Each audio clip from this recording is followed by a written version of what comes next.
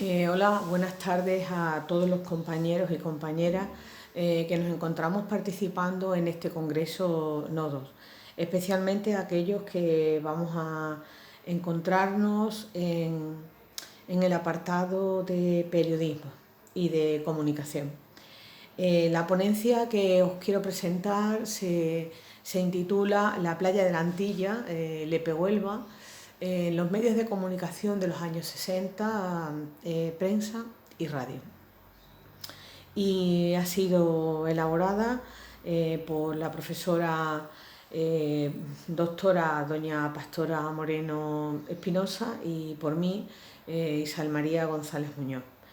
Esta ponencia va a constar de 4 puntos fundamentales, que serían una pequeña introducción para ubicar el municipio de la Antilla y contar un poquito de su historia hasta situarnos en los años 60 del siglo XX. En un segundo lugar vamos a hablar de qué objetivos nos hemos marcado para hacer este estudio y por qué queremos hacerlo. En un tercer lugar veremos qué metodología hemos utilizado y por último vamos a abordar, vamos a atisbar un poco a qué conclusiones más o menos nos va llevando. Vamos a ver, en un principio decir que la playa de la Antilla pues es un municipio de la costa de Huelva que pertenece a el municipio de Lepe. Tiene una situación estratégica, así lo ha tenido a lo largo de la historia, puesto que es prácticamente frontera con la vecina Portugal. Y ha tenido antes del terremoto de 1755, el terremoto lisboeta de 1755, era un conjunto, estaba formada por un conjunto de pequeñas islas que tenían una barra navegable interior hasta el río Guadiana, llegando hasta Ayamonte.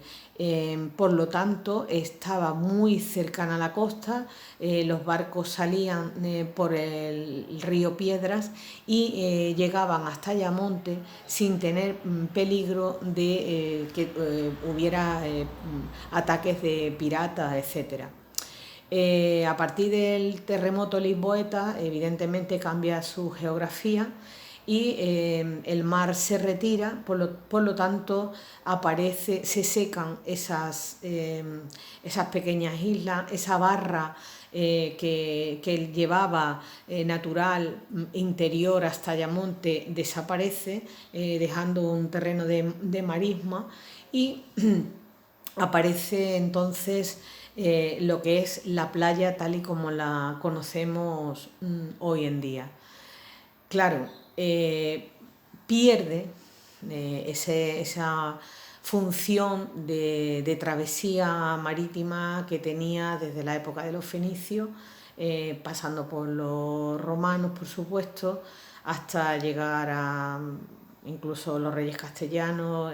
Se utiliza en el siglo XVI, se manda a construir una serie de torres almohades que vigilan la costa y se tiene que dar otra utilización. Y entonces a partir del siglo XIX cuando nos encontramos con la Antilla como una colonia veraniega. Una colonia veraniega que en un principio estaba dedicada única y exclusivamente a baños para personas adineradas en los famosos balnearios decimonónicos, como pasaba en las distintas playas más importantes de Málaga, por ejemplo la Malagueta, el balneario de la Malagueta, o en Cádiz, o en muchos sitios de la costa andaluza.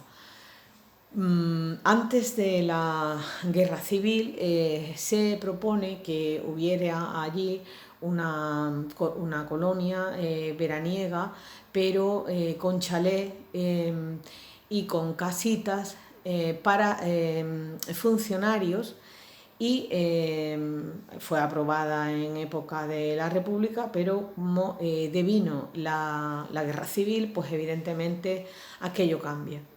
Y se queda con una pequeña población que estaba situada casi al final de lo que hoy conocemos Playa de la Antilla, al final del término municipal de Lepe, y estaba constituida por unas 20 familias que vivían en chozas, y eran unas familias pescadoras que indudablemente habían emigrado de Portugal. Por eso en Lepe eran conocidos como los portugueses o los veraneantes. A partir de ahí, y fruto de unas políticas sociales auspiciadas por el ministro del franquismo, Manuel Fraga, empieza a potenciarse una serie de construcciones para que tuviera un uso turístico. El uso turístico que conocemos nosotros hoy, es decir, que se levantaran pisos, urbanizaciones de pisos y de chalets que pudieran ser adquiridos por familias de clase media para que pasaran los meses de verano. ¿Cuándo se produce esto? Esto se produce, pues como he dicho anteriormente, en los años 50, y vino indudablemente precedida por una serie de acondicionamientos urbanísticos y culturales que potenció el consistorio lepero y que acogieron pues una serie de constructores como Juan Asensio, Juan Falcón, Cienfuegos, Miguel Rodríguez, Tomás Cacho, Manuel Cacho, etc. Pero claro, nos encontramos entonces con que hay dos grandes problemas, y es: los constructores vienen y acometen todas las grandes obras urbanísticas necesarias para empezar a edificar. Pero cuando se comienza a edificar y cuando se necesita mano de obra, y evidentemente la mano de obra que resultaba más económica era la de obreros que provinieran de la zona, sobre todo de Lepe. Y por otra parte se necesitaba que esas urbanizaciones que se estaban haciendo pues llegaran a oídos de todo el mundo para que se pudiera comercializar y se pudieran vender. Efectivamente se reúne el ayuntamiento, se reúne con esos promotores y surge la necesidad de que todas las obras que se hicieran y todo lo que deviniera de las mismas se le tenía que dar publicidad. ¿Cómo? Pues evidentemente a través de la prensa y a través de la radio. ¿Cómo se organizan estos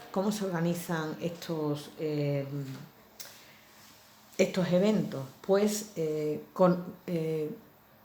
contacta el ayuntamiento con un muchacho de Lepe, se dedicaba a ser contable y también a ser corredor de seguro. Era también oficial habilitado por como juez de paz, para secretario de juez de paz, y evidentemente le gustaba muchísimo escribir, y se le sugiere que sea él el que se encargara de auspiciar y de controlar todo lo que sería el desarrollo publicitario de la Antilla. Este muchacho, Manuel González Oria, que nació en mayo de 1926 y murió muy joven, con 44 años, el 8 de agosto de 1970, hace suyo el proyecto y a partir de ese momento, desde los años 50 hasta los años 70 que fallece, de forma ininterrumpida comienza a trabajar para llevar el nombre de su pueblo y el nombre de su playa por toda la geografía nacional. En 1968, cuando ya estaban construidas las primeras promociones de bloques de pisos, empieza la primera gran campaña publicitaria de la Antilla, auspiciada por un lema que todavía se sigue utilizando, un eslogan que regaló a la ciudad de Lepe, a la ciudad por la que vivió y murió y por la que luchó tanto. El lema es la Antilla, el lugar de las horas felices. Y se hizo una campaña publicitaria que duró 3 temporadas de forma ininterrumpida, desde 1968 hasta 1970.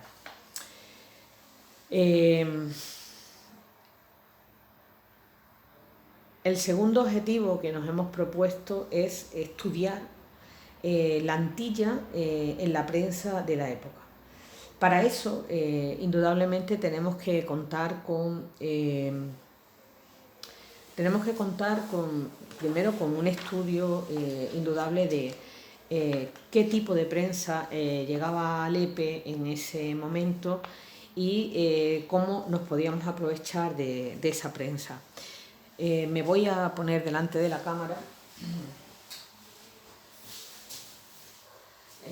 para leerles a ustedes un texto que precisamente escribe el comunicador lepero Manuel González Oria, que leyó como una crónica radiofónica en un programa dedicado a Lepe, que se llamaba 7 días en Lepe, y que leyó el domingo 17 de marzo de 1968, porque creo que de una forma muy viva nos sitúa en la realidad del tema que nos ocupa. Y decía así Manuel González: y para terminar nuestra crítica sana y bien intencionada, reservemos nuestros palitos a otro sector importante. Se trata de la prensa. Resulta que por el descanso dominical que merecidamente se han dado a los carteros y personal de correo, el domingo no recibimos a nuestro querido periódico y colega provincial, Odiel. Este ameno diario no nos es entregado hasta el lunes porque viene por correo. Creemos que así ocurre en todos los pueblos de la provincia. Pero hay más, que el ABC de Sevilla, que se recibe por ferrocarril, llega el domingo a su hora, no diremos puntual porque viene por la Renfe, pero llega y por falta de celo de los repartidores no se entrega al cliente hasta el lunes. Son los 2 periódicos que se leen en Lepe, la única prensa informativa que nos llega y que hemos de leer y de enterarnos de sus noticias en la próxima semana. ¿No pudiera Odiel tener en Lepe un corresponsal encargado del reparto? ¿No pudiera el corresponsal de ABC prestar más atención para que las páginas informativas de un periódico tan importante, imprimidas durante noches de desvelos y sacrificio de todo el personal de redacción, llegase con puntualidad a los lectores? No sabemos a quién, pero a los culpables de estas demoras, leña, pero que mucha leña. Indudablemente, el comunicador nos sitúa en los 2 periódicos que se leían en Lepe y que llegaban a Lepe y que eran conocidos en toda la provincia de Huelva. De un lado encontrábamos con el periódico provincial El Odiel, que nació como un periódico independiente el 29 de diciembre de 1935 y que siguió pues hasta los años 80 publicándose. Y por otro lado, contamos con el ABC de Sevilla, que llegaba, ya hemos visto, a través de la Renfe, indudablemente a Lepe. Llegaba diariamente. Cuando se piensa en hacer una campaña publicitaria, indudablemente en la prensa, pues evidentemente donde primero se acude son precisamente a esos dos periódicos, al Odiel y al ABC. De tal manera que les puedo poner algunos ejemplos, permítame que mire las fechas, ¿no? Por ejemplo, las fiestas de la Bella desde 1960 a 1970, más o menos el domingo próximo al 12 de agosto se hace un gran reportaje. O por ejemplo, el 12 de junio de 1968, Maciel, recién llegada de Londres, de haber ganado el Festival de Eurovisión, el primer sitio donde va a actuar es precisamente en la pista Miramar de la Antilla, contratada anteriormente a ese premio por Manuel González Oria, para que inaugurara la temporada veraniega. Los reportajes que se hicieron en la prensa del momento y la publicidad que se hizo en la prensa del momento fue enorme, puesto que tuvo una enorme repercusión mundial, puesto que Maciel, la triunfante de ese Festival de Eurovisión del año 68, pues la primera actuación que hace es precisamente en la playa de la Antilla. Incluso no estaba previsto, pero fue recibida por el señor alcalde de Huelva.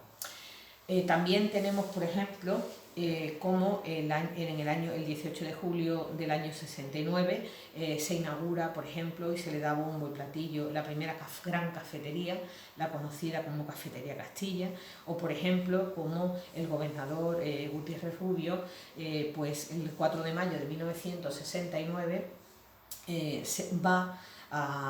viene a Lepe y en la Antilla inaugura todas las obras de alcantarillado y abastecimiento. En el año 69 hay también otro especial del diario Diel, ¿no? Que habla, incluye 2 páginas con fotos, habla de la urbanización que había construido el señor Falcón. Y en el 7 de abril del año 70, pues también hablan sobre otra visita de otro gobernador civil, el señor Alfaro y Alfaro, que no solamente inaugura la reconstrucción que se hace del Colegio de la Antilla, sino también de otras nuevas urbanizaciones.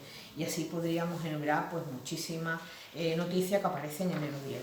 En el ABC, indudablemente, está claro que también se hacen continuas referencias, ¿no? Por ejemplo, como tenían las páginas de hueco grabado, aparecen muchísimas fotografías. Y claro, tenía 70.000 lectores diarios que se repartían por todas las provincias andaluzas y también por Madrid. Entonces, por ejemplo, tenemos, hay unas páginas dedicadas, pues el 20 de mayo del 67, o por ejemplo el 30 y el 31 de agosto del año 69, y así podría enumerarle muchísimas más.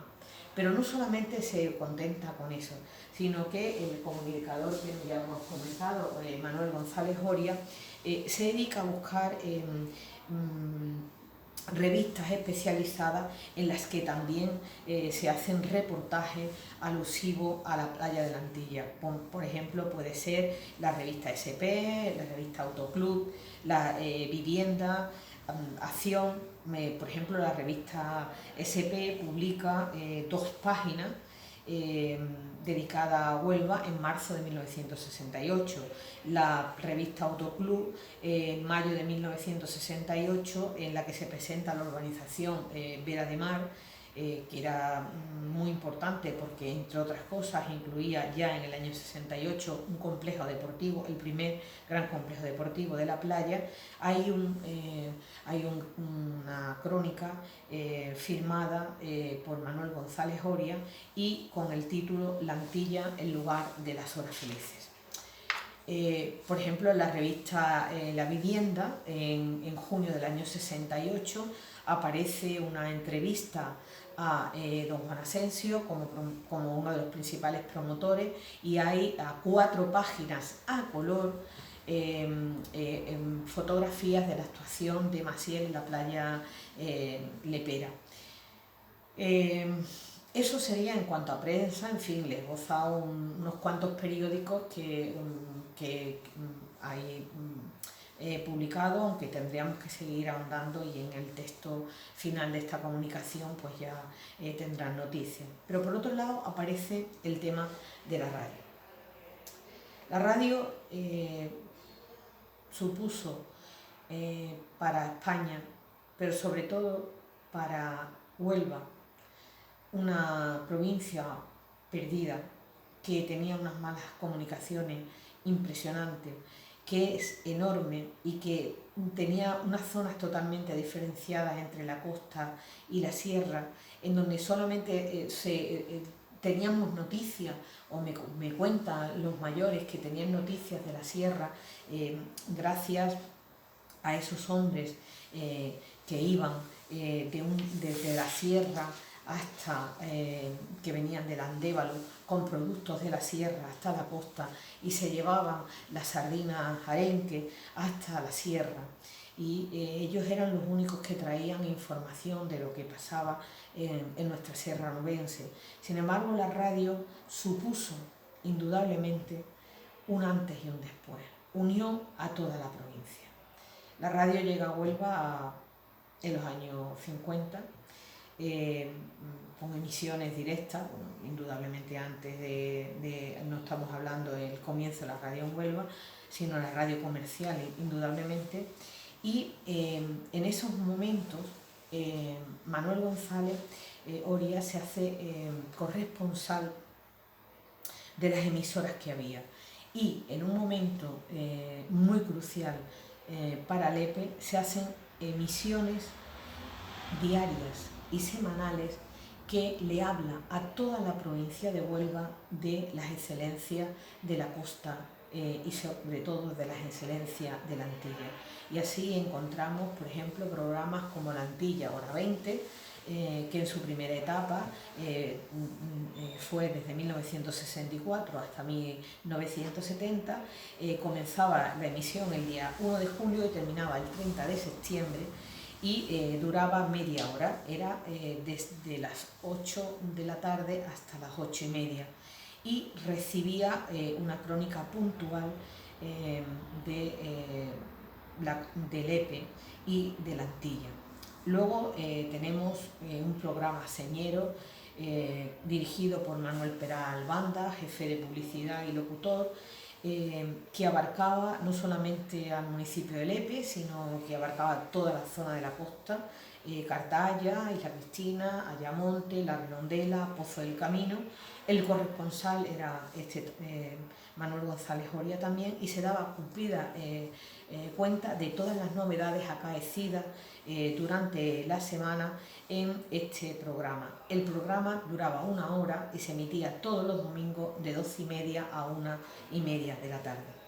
Y por último, tenemos otro programa que se denominaba 7 días en Lepe, que venía a ayudar a que no se perdiera la labor realizada durante la campaña de verano con el programa La Antilla Hora 20, para que se estuviera continuamente hablando de los beneficios de la playa de la Antilla. Y en este caso se emitió desde el 29 de septiembre del año 65 hasta bien entrado el año, hasta diciembre del año 69. Tenía una emisión semanal, los domingos de 12 a 1, y la fecha en concreto de emisión fue desde el 1 de noviembre del año 65 hasta el 30 de diciembre del año 1969. Tenía una serie de espacios, el guión radiofónico, que se repetía, y era una crónica por teléfono de 5 minutos ambientada la semana en Lepe y en la Antilla, la actualidad musical con presentación de alguna canción de éxito, una breve y rápida información de 7 días de resúmenes de las noticias en Huelva, la entrevista de la semana, que normalmente se llevaba algún personaje que tuviera que ver con la creación de las nuevas infraestructuras, y los famosos discos dedicados, y por último terminaba con una sesión crítica llamada Leña al alcornoque, le toca a quien le toque, en donde el comunicador lepero Manuel González se hacía eco de algún problema social o de algo que no funcionaba y hacía una crítica en tono humorístico. Que terminaba precisamente con ese estribillo: leña al alcornoque, le toque a quien le toque. Indudablemente, con estos programas, con estas emisiones, tanto de radio como de prensa, ¿qué se consiguió? Pues se consiguió que hubiera un cambio de mentalidad profundo dentro de la sociedad lepera. El Lepe, que siempre había pertenecido económicamente hablando al sector primario, poco a poco se va concienciando y la juventud empieza a estudiar y a trabajar en el sector terciario, abriéndose ampliamente la oferta de trabajo debido a la demanda que existía. Indudablemente, cuando tengan ustedes el texto de la comunicación, entonces comprenderán las conclusiones y ahondaremos más en ellas. ¿Qué metodología hemos utilizado para llevar y plantear esta comunicación? Indudablemente los archivos. No solamente hemos acudido a la hemeroteca de la Diputación Provincial de Huelva, a la hemeroteca indudablemente del Archivo Municipal de Sevilla, maravillosa, a lo que nos ofrece las nuevas tecnologías, evidentemente las hemerotecas de ABC, que se puede consultar directamente a través de Internet, sino que también hemos creído necesario ver la veracidad que había en las crónicas de Manuel González Oria. Hemos acudido a su archivo, al archivo familiar, que consta de más de 300 crónicas radiofónicas, amén de multitud de artículos que se iban publicando a lo largo de todos estos años en la prensa escrita, como hemos visto. Y también hemos querido comprobar que toda la información que